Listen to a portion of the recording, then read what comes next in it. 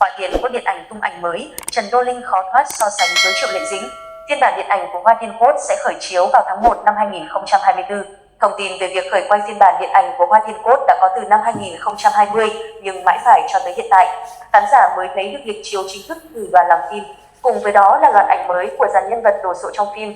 Tuy nhiên, vẫn như những lần trước, tạo hình của phiên bản này không thuyết phục được khán giả. Hoa Thiên Cốt bản điện ảnh do Trần Đô Linh vai Hoa Thiên Cốt, Lý Trình Bân vai Bạch Tử Họa, Mao Tử Tuấn vai Sát Thiên Mạch, Lại Mỹ Vân vai Đường Bảo, Trương Tử Ninh vai Kinh Thủy, Trương Lệ vai Hạ Tử Huân, Trần Hiểu Đông vai Lạc Hà Đông, Từ Mộc Kiền vai Nghê Mạn Thiên.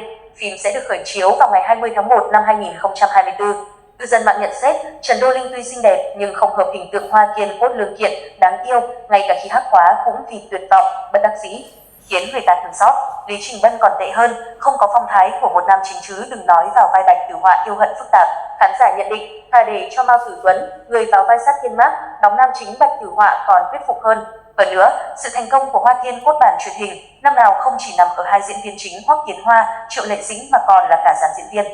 Từ Lý Vân vai Nghê Mạn Thiên tới Tưởng Hân vai Tử Huân, Mã Khả vai Sát Thiên Mạch, tất cả đều góp phần tạo nên sự đặc sắc cho phim và khiến người xem nhớ mãi nhân vật của mình. Ở bản điện ảnh, dàn diễn viên còn chưa thể đạt được tới trình độ đó. Ngoài ra, việc phim đã quay được khoảng 2 năm mới bắt đầu khởi chiếu khiến cho thẩm mỹ khán giả thay đổi, dù là trang phục, tạo hình hay cách make up chưa chắc đã hợp với thị hiếu hiện tại.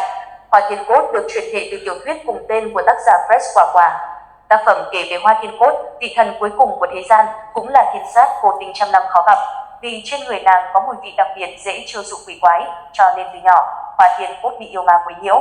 Hoa Thiên Cốt bái thượng tiên trường Lưu Bạch Tử Họa làm sư phụ và đem lòng cảm mến chính sư phụ của mình. Tuy vậy, Bạch Tử Họa sẵn sàng vì chúng sinh mà hy sinh Hoa Thiên Cốt.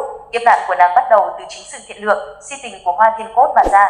Sau khi chuyển thể thành phim, Hoa Thiên Cốt bản truyền hình trở thành hiện tượng ăn khách bậc nhất trong năm 2015. Bộ phim đưa Triệu Lệ Dĩnh lên hàng tiểu hoa lưu lượng hàng đầu, tạo nên hiệu ứng kéo dài không chỉ với dàn diễn viên mà còn nhiều phụ kiện ăn theo. Cảm ơn các bạn đã xem hết tin. Chúc các bạn một ngày vui vẻ hạnh phúc. Đừng quên đăng ký kênh để cập nhật những thông tin mới nhất. Xin chào và hẹn gặp lại.